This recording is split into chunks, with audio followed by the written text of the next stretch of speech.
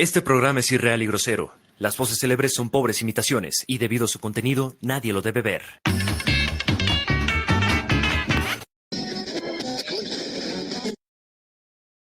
Muy buenas, queridos amigos, estáis en XT Radio y en un futuro próximo nuestros políticos te van a decir...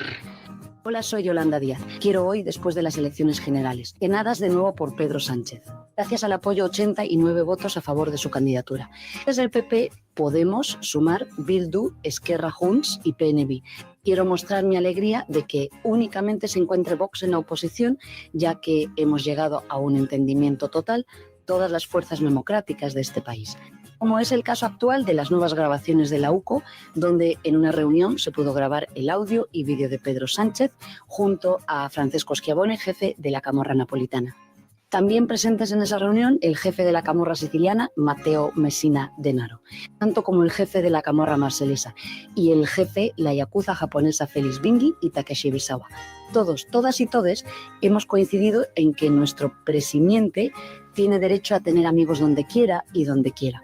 Y al parecer a los señores, el señor Francesco Schiavone y a Matteo Messina Denaro los conoció en sendos viajes gastronómicos con su mujer Begoña en Sicilia y Nápoles. A don Félix Binghi y al señor Takeshi Bisawa, efectivamente, les une una entrañable amistad y colaboración, tanto en exportaciones y en importaciones de bienes, material y equipo, además de compartir gustos culinarios y saborear las excelencias de sus respectivos países. Y sí es cierto que existió esta reunión, lo que no significa nada para nadie de la nueva coalición. Lo primero es seguir avanzando en el progresismo, las libertades, la Agenda 2030, el feminismo, la igualdad de oportunidades y, por supuesto, frenar a la ahora oposición de extrema derecha, casposa, ruin y miserable, que como no podía ser de otra forma, está acusándonos a la mayoría de votontas y votontos de auspiciar el delito y el crimen. Queridos amigas, amigos, amigues, espero que os haya gustado este audio premonitorio de lo que vamos a tener que escuchar pronto, si Dios no lo remedia. Espero que os guste. Un abrazo desde XD Radio.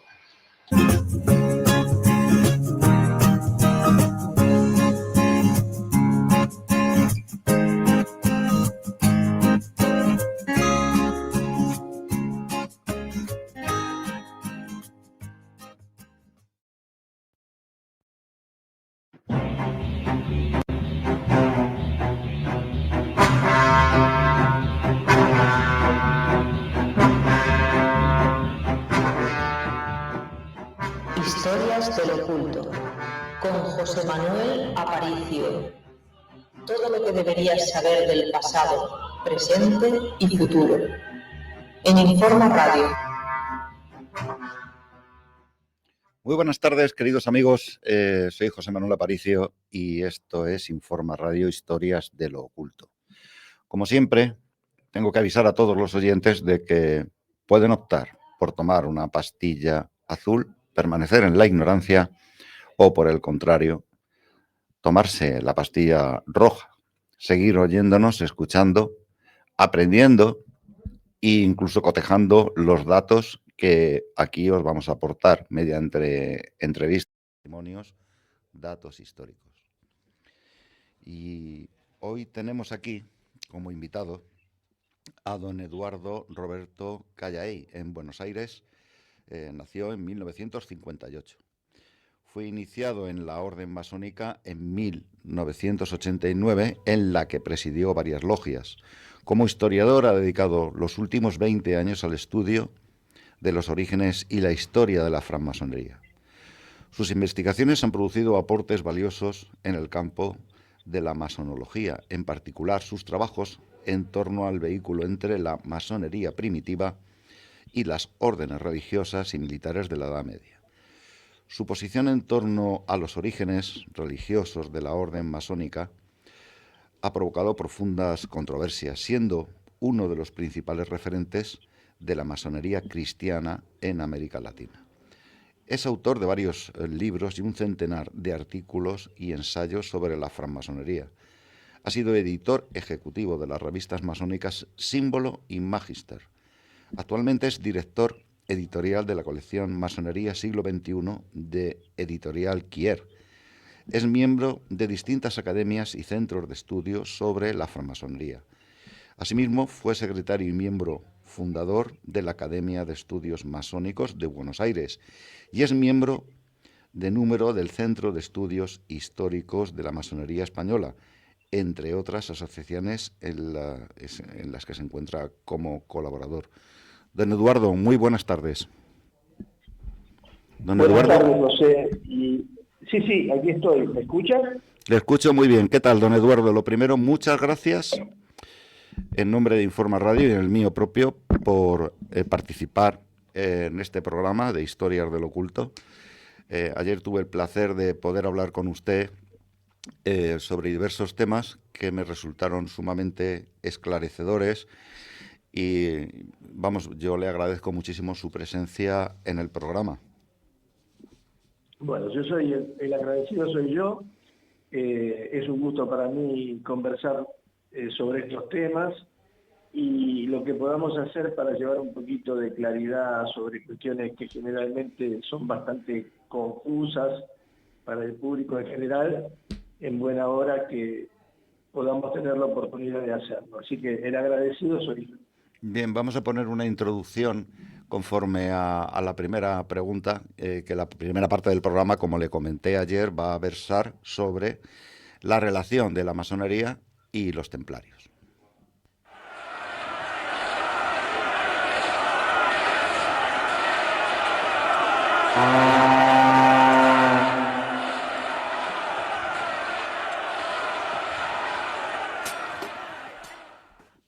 Yo he tenido siempre una gran curiosidad en el estudio de las órdenes masónicas.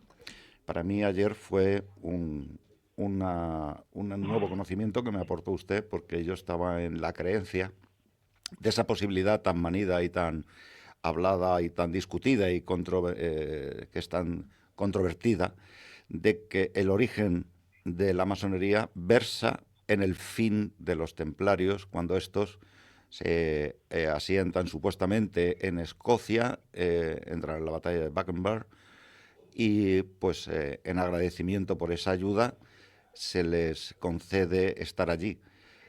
Y a partir de ahí, según muchísimas logias masónicas, como usted también me comentó ayer, que alardean de este título de ser, bueno, pues la continuidad del Temple, originan una serie de errores, confusiones y, por supuesto, como he dicho antes, controversias. Por favor, denos su opinión, si es tan amable. Bueno, yo creo que lo primero que tenemos que hacer es diferenciar el origen de ambas organizaciones. Creo que esto es fundamental para que la audiencia pueda imaginar un contexto histórico, geográfico, respecto del origen de cada una de ellas.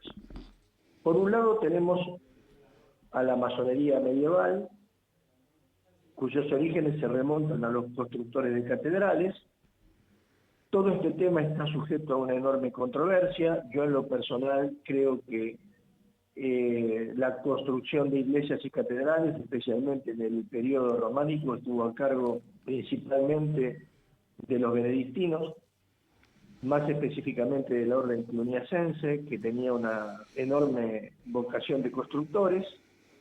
Y luego, a partir del año 1000, aproximadamente en 1050, comienzan a aparecer organizaciones o grupos de constructores laicos que primero bajo la dirección de grandes monasterios y luego en la medida en que empiezan a reconstruirse las ciudades y el poder comunal, trabajan en la construcción no solo de catedrales, sino de puentes, castillos y grandes edificaciones de piedra. Ese es el origen de la masonería. De hecho, creo que hay un dato muy interesante. La palabra masón ya figura como maquio, el término original es maquio, lo incluye Isidoro de Sevilla en el siglo VIII en su etimología, y la palabra maquio viene de máquina, porque máquina en latín medieval significa andamio. Entonces los maquiones eran los que se subían a las máquinas, es decir, a los andamios, que se utilizaban para construir los muros. Este es el origen de la masonería medieval, que luego, en la medida en que se seculariza la sociedad, se conforma en grupos laicos, generalmente dependientes de los colegios cardenalicios, los colegios catedralicios de las ciudades o del poder municipal, y terminan constituyendo lo que conocemos como las agremiaciones o las corporaciones medievales. Eso es la masonería. En cuanto al orden del Temple, su historia es totalmente distinta y no tiene nada que ver con los constructores. Es un grupo de caballeros que alrededor del año 1118-1119, en Jerusalén, conforman un grupo cuyo objetivo, según nos dicen los documentos de la época, eran el de conformar una suerte de policía de caminos que custodiara las rutas que conducían a los santos lugares. Usted sabe que los peregrinos, una vez conquistada Tierra Santa por parte de los cruzados, llegaban a los puertos del Mediterráneo oriental, pero desde allí a Jerusalén, a Belén, a Nazaret, que eran los lugares de peregrinación más importantes, tenían que atravesar territorios generalmente infestados de bandas sarracenas. Entonces era necesario que esos peregrinos fueran custodiados, y la primera misión que se autoimponen los templarios, según los documentos de la época, es la de custodiar a los peregrinos que iban a los santos lugares. Luego, con el tiempo, se conforman en una suerte de milicia que combina dos figuras que hasta ese momento eran totalmente diferentes, la del monje y la del guerrero, y ya hacia 1129, en el Concilio de Troyes, merced a los esfuerzos y la intervención de San Bernardo, se les otorga una regla y nace un nuevo prototipo de clase en la Edad Media, distinta a la tripartita que hasta ese momento integraba la sociedad, que eran los que trabajaban, los que hacían la guerra y los que rezaban, para conformar una nueva clase que, de manera totalmente original, unía en una sola persona la condición de guerrero y de monje.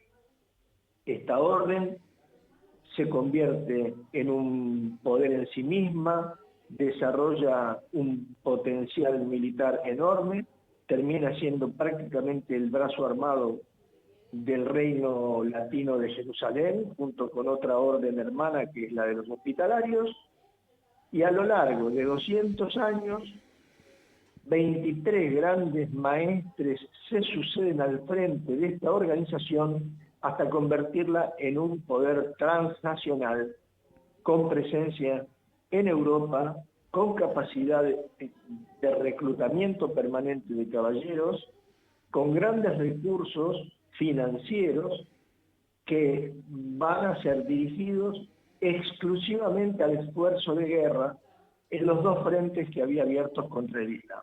Por un lado en Tierra Santa y por otro lado en España con la Reconquista. Estos son los dos escenarios, o si se quiere, los dos teatros de operaciones en donde el Temple actuó entre 1118 y su abolición a principios del siglo XIV. De modo tal que tenemos por un lado una organización de albañiles que se dedicaban a construir iglesias y catedrales, puentes y castillos, y por otro lado tenemos una orden monástico-militar que obviamente comparten el mismo espacio cultural cristiano medieval, pero que no tienen ningún vínculo entre sí, absolutamente ningún vínculo entre sí. Ahora bien, ¿de dónde viene entonces esta vinculación? ¿Avanzamos en el relato o quiere No, no, avance en consultar el más relato detalle. porque, por ejemplo, como estuvimos hablando ayer, ese detalle de esos 400 años de lapso en los cuales se supone que desaparece, bueno, se supone, no, desaparece la Orden del Temple y posteriormente 400 años después es cuando reaparece la masonería.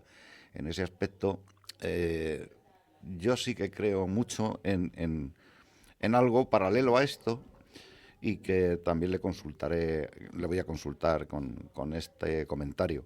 Bueno, Lógicamente, bueno, por ejemplo, los Rothschild, que pertenecen evidentemente a la masonería, han trasladado generación tras generación su plan maestro para la creación de un orden mundial y han traspasado siglos en ese propósito, porque claro, un propósito de esa envergadura no se consigue con una sola generación de la familia. Entonces también cabe la posibilidad muy remota. Es cierto que es muy remota porque 400 años para que una orden masónica permanezca oculta y como usted me dijo ayer, pues si para la orden del Temple en 200 años han tenido 23 maestres, pues imagino que para, como comentamos ayer, efectivamente una orden masónica que permanece oculta 400 años hubiese tenido, pues, como poco 50 o 60 grandes maestros en la masonería, que es muy improbable que permanecieran ocultos, por supuesto, a los ojos y al control de los distintos reyes que también convivieron al mismo tiempo con ellos.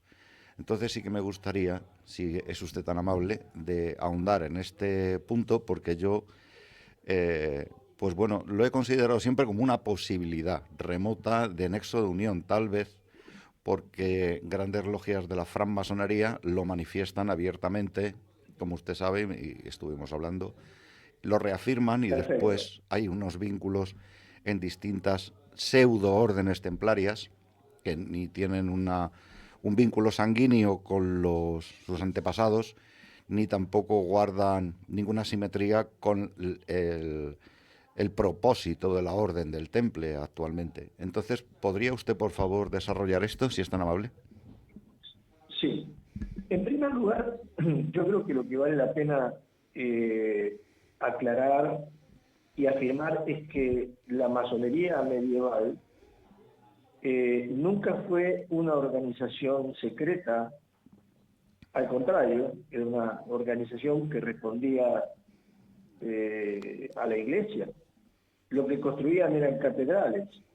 Obviamente, un arquitecto, un albañil, un maestro mayor de obras, un obrero calificado que está construyendo una catedral, que es una obra de ingeniería extraordinaria, que aún hoy tenemos en Europa 60 grandes catedrales que dentro de ellas entra un edificio de 10 pisos. Bueno, esta gente no tenía ningún tipo de secreto más allá del secreto habitual del oficio, es decir, en todos los gremios de la Edad Media, incluso hasta tiempos modernos, cada oficio guarda sus secretos respecto de cómo se prepara la fórmula de un mortero para unir piedras o cómo se hace una fórmula para un color determinado. Esto era una cosa totalmente normal, pero no tenían secretos en relación a cuestiones conspirativas ni políticas.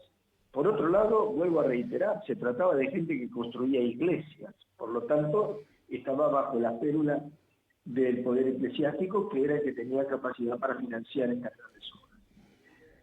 Estas logias, logia es una palabra que proviene del alemán y significa taller, es el lugar en donde se guardan las herramientas cuando se realiza una obra. Hay países en la actualidad en donde al obrador, lo que llamamos obrador, donde se guardan las herramientas de los obreros, se llama logia.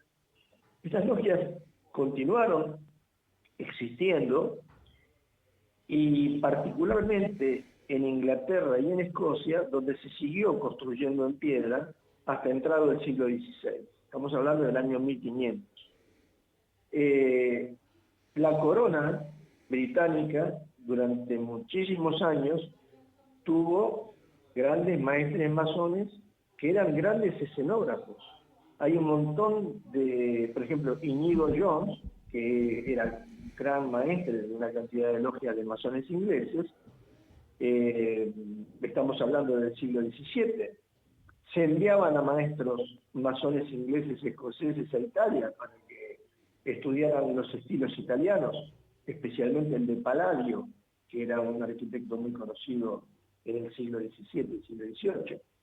Lo que le quiero decir es que la masonería nunca fue secreta, hasta que en 1717, probablemente esto venía de cierto tiempo anterior, las logias comenzaron a dejar de tener razón de ser porque ya no se construía en piedra, porque los cañones hacían que los castillos no fuesen una defensa eficiente, porque la guerra había cambiado y porque ya no había iglesias que construir, ya estaban todas construidas.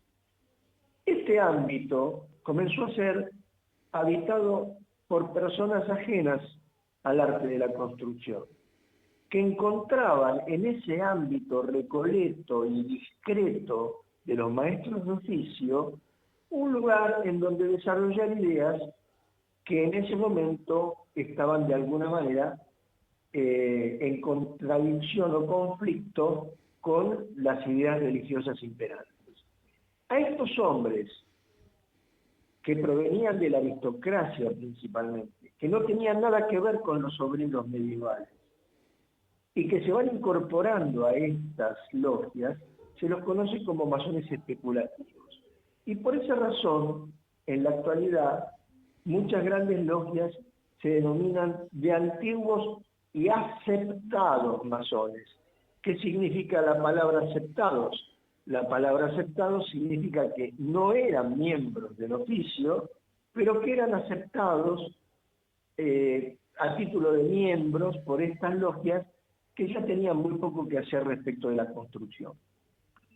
Un ambiente de esa naturaleza, discreto, a cubierto de las miradas inquisidoras, tanto fuese de la Iglesia como del poder real, hizo que efectivamente, ya en el siglo XVIII, la orden masónica, expandida ya fuera de Inglaterra, en varios países de Europa continental, se convirtiese en una suerte de sociedad secreta.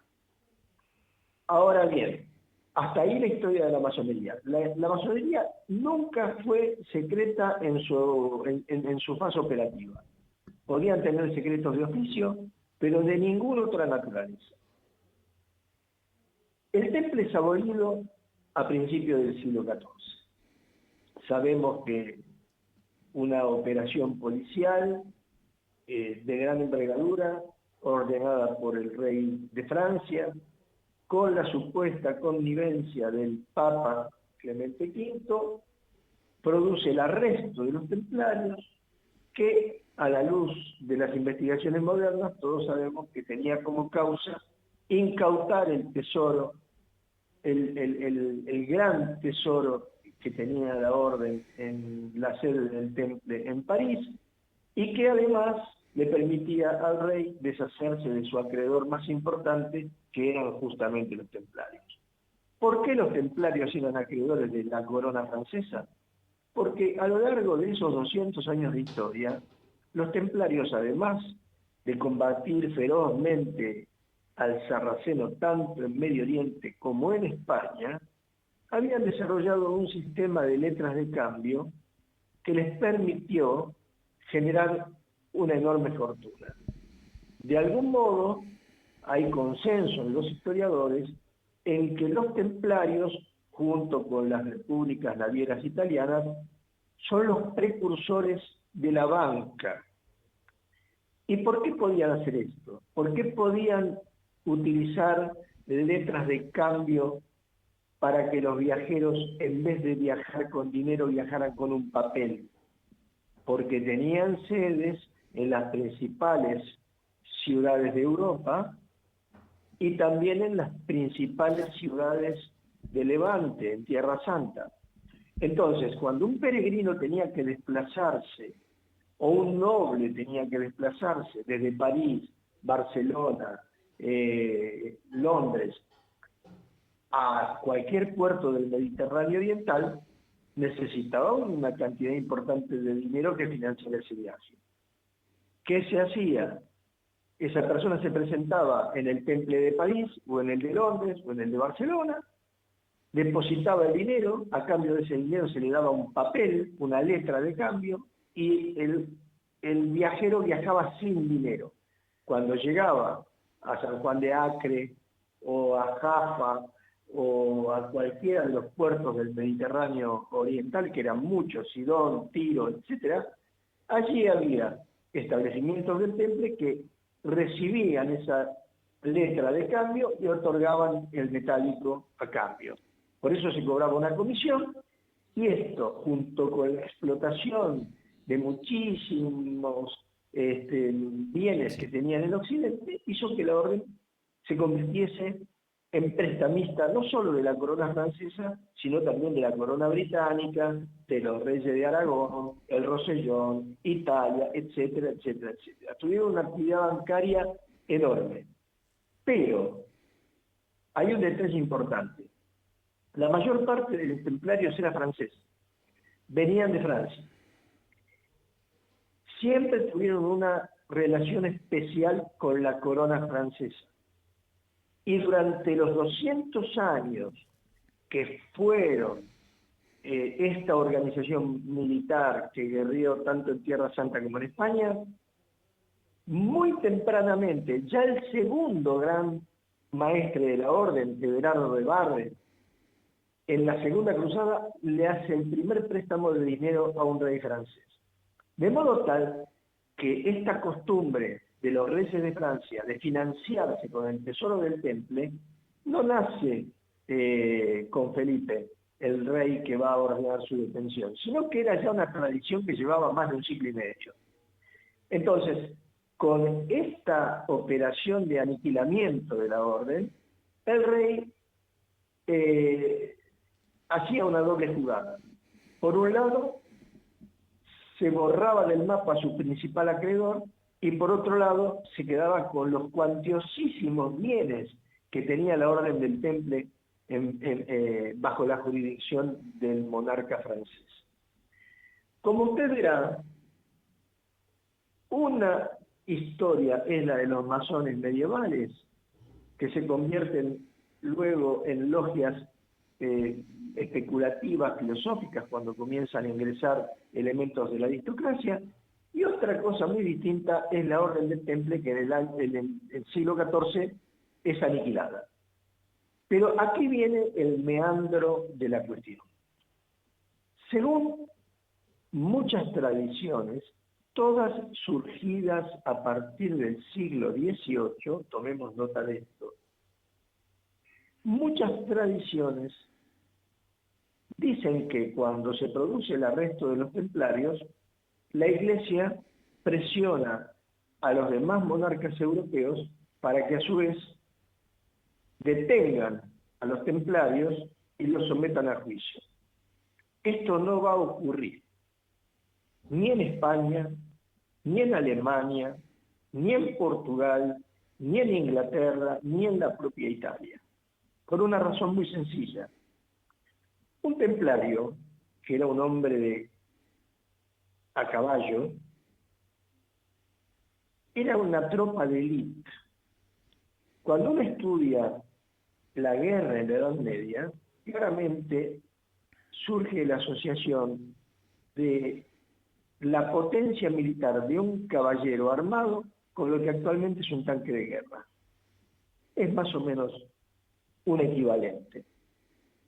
Ningún rey, ni en Portugal, ni en España, ni en Inglaterra, ni ningún gran noble en Italia iba a permitir privarse de esa tropa que necesitaba para otros menesteres. Entonces, vemos que en España la mayor parte de los templarios, cuando la orden es abolida finalmente, se unen a otras órdenes. En Portugal se crea una orden ad hoc para que los templarios portugueses pasen a esa orden y dejen de estar bajo la férula papal. Esa es la orden de Cristo, la orden de los caballeros de Cristo.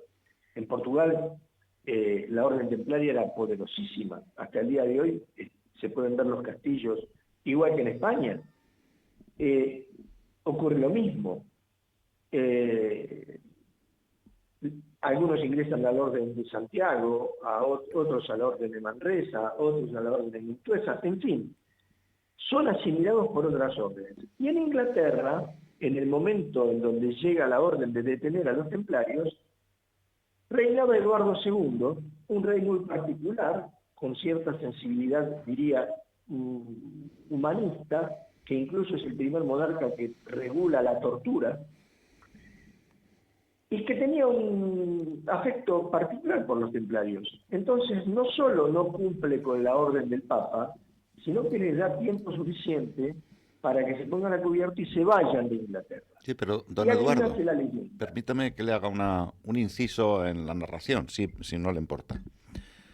Imagínese usted una orden templaria que sirve a la Iglesia y sirve a Jesucristo, con su cuerpo, con su sangre, con su esfuerzo, dando un voto de castidad y un voto de pobreza. Y luego se encuentra Sí. que a la institución que estaba defendiendo, que es la Iglesia, les traiciona hábilmente para apropiarse de todos sus bienes, que son, como ha dicho, muy abundantes, y encima se les tortura, se les quema, como a Jacques de Molay, etcétera, etcétera. Esto, si yo hubiese pertenecido a esa orden y hubiese sobrevivido, me hubiese creado bastante, como decimos aquí en España, bastante mala sangre. Desde luego tendría para contar a mis hijos o a mis nietos o a mis compañeros o a toda la gente que me rodeara que habíamos sido traicionados, expoliados, torturados y asesinados. Eso no debe de crear un odio. Imagínese un hombre muy, muy, muy enamorado de su mujer, lo da todo por ella y un día vuelve a casa y se la encuentra en la cama con otro. Pueden ocurrir muchas cosas. Bueno, Entonces, entiendo esa traición perfectamente. debe generar un odio secular, vamos. Sí, pero hay algunos detalles que hay que tener en cuenta. Y paso a enumerarlos. En primer lugar, cuando se produce el arresto a los templarios, había dos papas. Un antipapa que reinaba en Roma y otro, Clemente V, que era rehén del rey en Aviñón. Es la época en donde se produce una decisión dentro de la Iglesia y hay un papa reinando en Roma y otro papa que reclama ser el legítimo, que está en Aviñón. Aviñón es una ciudad que estaba en ese momento, junto con el condado venecino, bajo jurisdicción del rey de Francia. De modo tal que Clemente era rehén del rey francés. Y por lo tanto iba a hacer lo que el rey le dijera que haga. Primer punto. Segundo punto. En el año 2007, 2006, 2007, aparece en los archivos vaticanos un documento que se llama el manuscrito de Chinon, que está disponible en internet, que cualquiera lo puede leer, cualquiera lo puede consultar, que es un manuscrito enorme, tiene 1 metro por 1 metro, que lo descubre una investigadora italiana, Bárbara Frale, a quien considero, tengo una especial estima personal por ella, una de las grandes investigadoras de la historia del Temple en nuestro tiempo, en la actualidad. Ella descubre este documento está firmado por Clemente V, y ese documento dice claramente que la Iglesia absuelve al Temple. Y que Sí, lo pero, considera don Eduardo, inocente. mi pregunta es, ¿y el Temple absolvió a la Iglesia?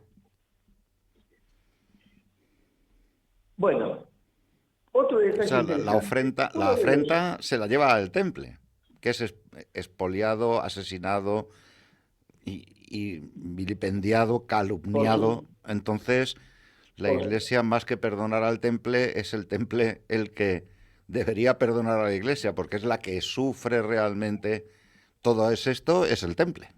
La Iglesia... Pero por supuesto, pero acá hay varias cuestiones que analizar.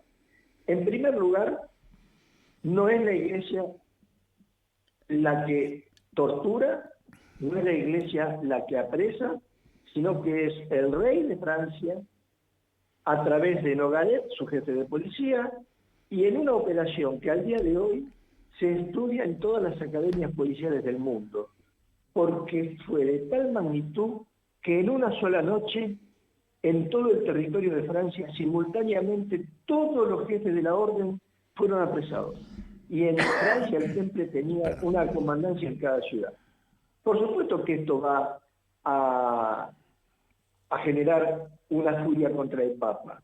Hay una antigua leyenda que dice que Jacques de Molay, en el momento de ser llevado al Lit de la Cité, en donde va a ser quemado, al momento en que van a encender los maderos que estaban al pie del tronco en el que estaba atado, lanza una maldición, diciendo que conmina al Papa y al Rey a comparecer ante el juicio de Dios en el lapso de un año.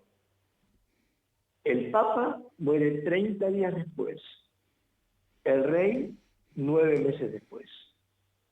Esto, por supuesto, ha sido un combustible y un pasto que ha alimentado la leyenda a niveles estratosféricos. Sí, pero maldita casualidad, don Eduardo.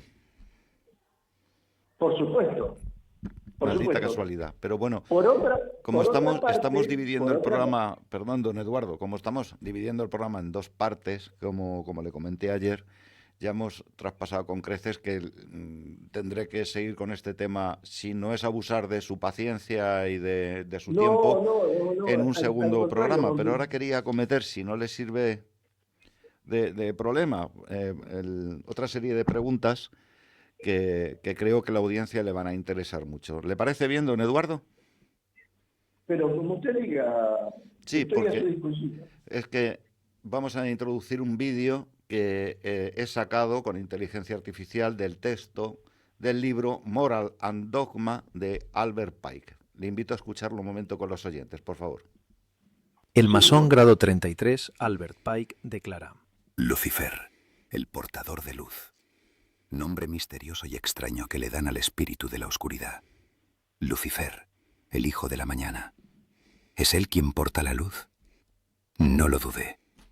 Sabemos quién es el enemigo ancestral, pero muchos se niegan a creer que existe. Su mayor logro, dijo Baudelaire, es hacernos creer que no existe. Los masones son adoradores del diablo. Dejemos que un líder masón como Pike lo confirme con sus propias palabras. La religión masónica debe ser por todos nosotros los iniciados de los altos grados, mantenida en la pureza de la doctrina luciferina. Si Lucifer no fuera Dios, Adonai, Yahvé, el Dios de los cristianos, ¿y sus sacerdotes lo calumniarían? Sí, Lucifer es Dios, así como también, desgraciadamente, Adonai es Dios, Yahvé. La religión filosófica verdadera y pura es la creencia en Lucifer. Pero Lucifer, Dios de la luz y Dios de los dioses, está luchando contra la humanidad cristiana y contra Adonai, el verdadero Dios de la oscuridad. Albert Pike, teósofo y masón grado 33, en su libro Moral y Dogma, que fue hecho de manera contestataria contra la encíclica de su santidad León XIII, Humanum Genus, la cual condena a la francmasonería. La Iglesia Católica confirma el carácter satánico de la francmasonería. Es indudable que la acción de la masonería contra la Iglesia Católica no es más que la continuación de la guerra a Cristo practicada por el judaísmo desde hace más de 1900 años, eso sí que acomodada, mediante el secreto, el engaño y la hipocresía, a las circunstancias en que tiene que hacerla. Cardenal José María Caro. Bien, don Eduardo, en este otro punto yo quiero incidir, como usted y yo estuvimos hablando ayer, de ese abanico de distintas masonerías que existen actualmente, entre ellos la más abundante, prolífica y con mayor presencia en el mundo, que es el Gran Oriente de Francia, la francmasonería. Llevo estudiando las declaraciones y también esa influencia masónica en los distintos gobiernos del mundo desde anterior a la revolución bolchevique, pasando por la Primera Guerra Mundial, pasando después por la Segunda, y lo que nos encontramos hoy en la ONU. Mi pregunta es, ¿puedes reconocer y detallar brevemente, porque hay 3 preguntas o 4 más, la presencia de la francmasonería en la Guerra Civil Española, por favor?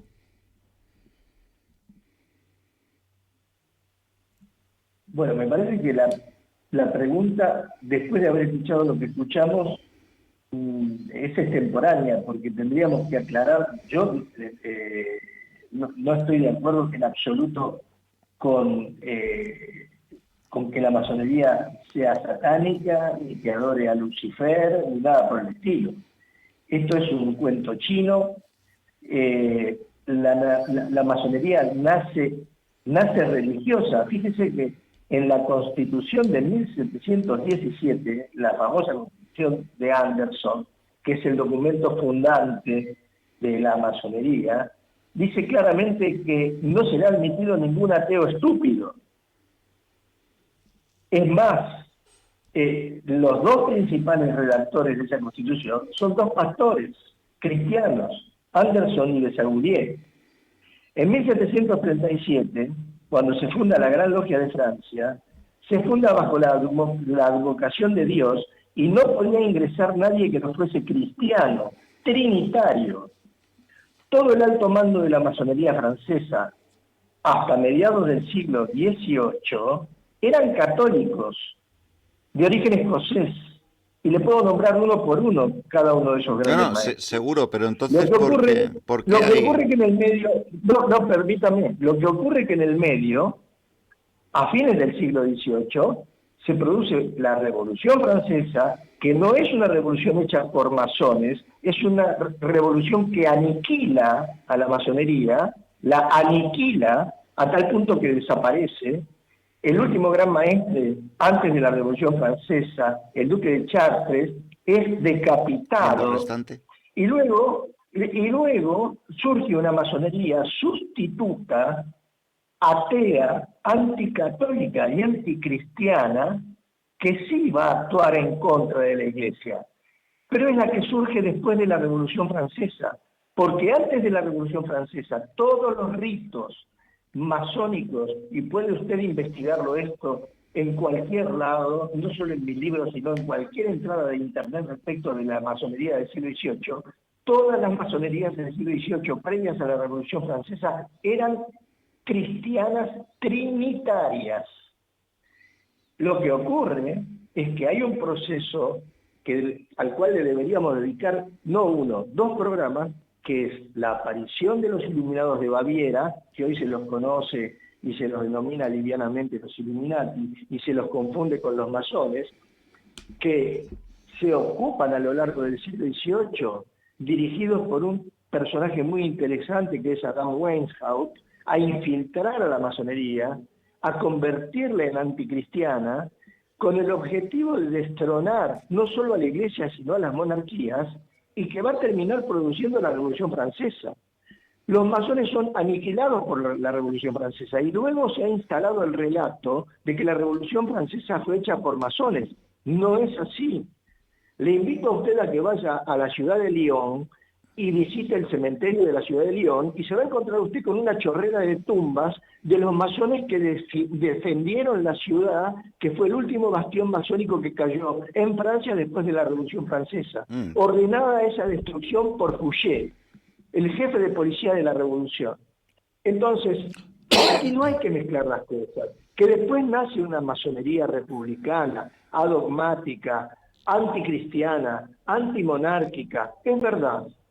Es verdad. Esa corriente masónica vinculada con el ateísmo, con una actitud de lucha feroz contra el cristianismo, va a hacerse fuerte en muchos países. Uno de esos países es España. Y ahora le respondo a su pregunta. La masonería que estaba instalada en España al inicio de la Guerra Civil era una masonería política. Era una masonería que respondía al socialismo y al trotskismo, y cuya toda plana mayor in totum estaba alineada con un partido político. Pero es un caso. No es el mismo caso en Inglaterra, no es el mismo caso en Estados Unidos, no es el mismo caso en Argentina, ni es el mismo caso en cualquier otro país. Bueno, en México, Aquí don la Eduardo corrupción- pasó la- anteriormente a nuestra guerra civil con Plutarco, masón grado 33, la persecución, exterminio de laicos, sacerdotes, monjas, obispos, quemándolos incluso en el interior de iglesias.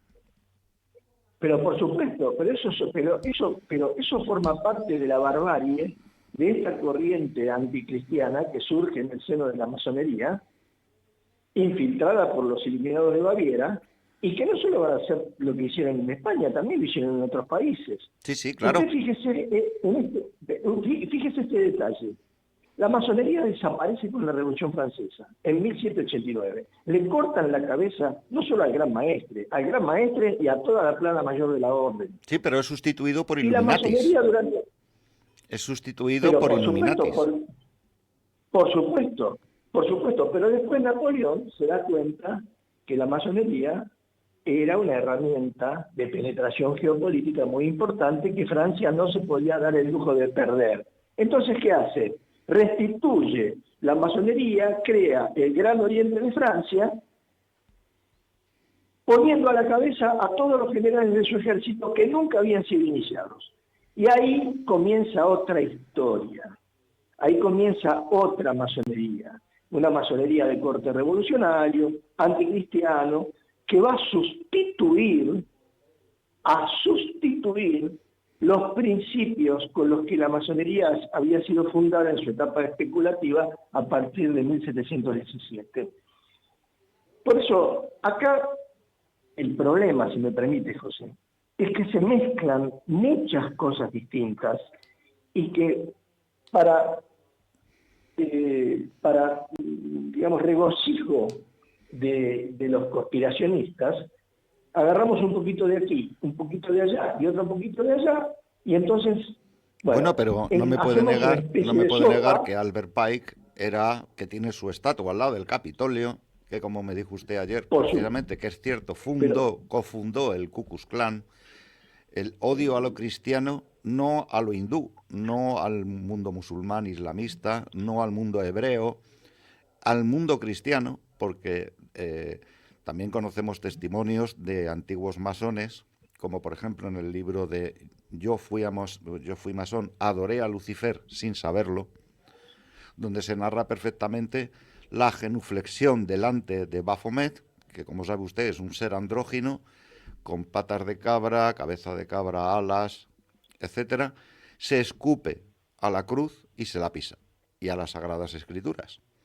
Entonces, por eso yo le referí ayer, don Eduardo, que más que un pensamiento crítico a la hora de buscar la perfección del hombre, del ser humano, se está persiguiendo, como también en España hoy sigue la presencia de la masonería en nuestro gobierno actual, en el anterior con José Luis Rodríguez Zapatero, y las infiltraciones, como le comenté ayer, en el resto de partidos políticos que tienen opciones a poder llegar a gobernar, son innegables. Incluso la infiltración dentro de la Iglesia Católica, donde huele mucho a mandil. De hecho, la masonería argentina, como sabe usted, felicitó a Francisco por llegar a la silla de Pedro. Yo a veces he llegado a pensar, digo, imagino dos enemigos que son irreconciliables, ¿no? En este caso, imaginemos la DEA en Estados Unidos y el cártel de Sinaloa. Y de pronto el cártel de Sinaloa le felicita al nuevo director general de la DEA.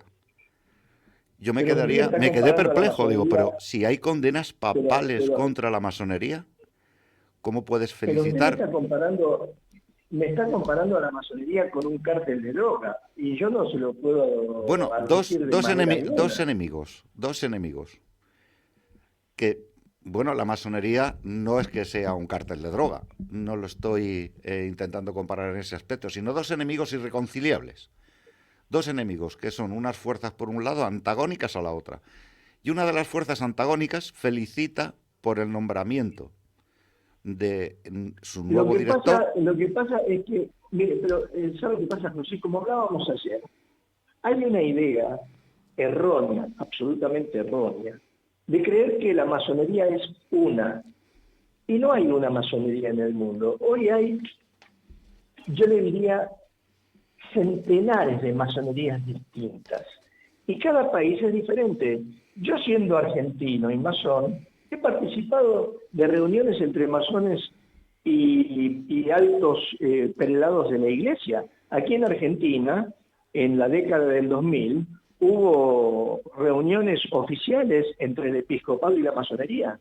La Argentina estaba atravesando una situación muy complicada a raíz de una crisis económica en el año 2000, y en el marco de esa situación compleja, el gobierno convocó a un diálogo nacional en donde participó la iglesia y también la masonería. A partir de ahí se sucedieron una serie de reuniones, incluso con el presidente del episcopado, que era Monseñor Carlic. La iglesia no se lo perdonó, y tampoco muchos masones perdonaron a los que se habían sentado a dialogar con la iglesia. Sí, pero hay en una ese momento, infiltración de siglos. El gran maestre de la masonería era católico. En España, ustedes han tenido un gran maestre, Salas y Fusil, era un hombre religioso. Lo puede googlear, su velatorio fue de una iglesia. Sí, pero ser religioso, don Eduardo, es muy ambiguo, porque yo conozco gente que es muy religiosa y pueden profesar una fe que es antagónica con el pensamiento cristiano, o simplemente está basada, pues, como en la Pachamama, creer que la Madre Tierra es Dios. Entonces, ser religioso no conlleva ni moralidad implícita, ni honradez, ni la verdad. Porque para un cristiano la única verdad es Jesús, que es la verdad, el camino y la vida, por encima de otras consideraciones. Entonces, en el libro de Ricardo de la Cierva, de la masonería invisible, que seguramente lo ha leído usted, la infiltración de la masonería dentro de la Iglesia, dentro de Roma, es cuestión de siglos atrás, las distintas influencias para penetrar, como dijo el Papa, el humo de Satanás ha penetrado dentro del Vaticano. Entonces, toda la ideología por ejemplo, de Francisco, en este caso, yo soy católico, soy cristiano, pero sin embargo no he compartido nada, prácticamente nada, de ninguno de sus dogmas. El hecho, para mí, imborrable en la mente, de decir que Dios fracasó en la cruz, ya fue suficiente para decir, de este señor ya no necesito escuchar prácticamente nada más, porque me chirría. O sea, es decir el real y auténtico mensaje del cristianismo, tergiversarlo, cambiarlo, modificarlo y empezar a ese sincretismo y ecumenismo salvaje de considerar que todas las religiones son verdaderas. Entonces, la infiltración real de la masonería, no digo de la orden a la que usted pertenece, pero sí de la más mayoritaria, que es el nuevo orden, la francmasonería. Es que, ¿sabe qué pasa? Una de las cosas más maravillosas que tiene la masonería es justamente su grado de tolerancia. Que dos personas que son distintas, que vienen de culturas diferentes, que adoran a distintos dioses, se puedan sentar, intercambiar ideas y llegar a acuerdos de paz. Concretamente, la masonería ha intervenido muchísimas veces en términos políticos para alcanzar la paz entre facciones o entre países en guerra.